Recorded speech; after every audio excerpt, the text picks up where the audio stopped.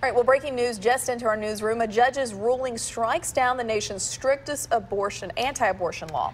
WJTV 12's Melanie Christopher is in the newsroom with this newest information for us. Melanie? Thank you. It's called the fetal heartbeat abortion law. It banned most abortions after a fetal heartbeat can be detected.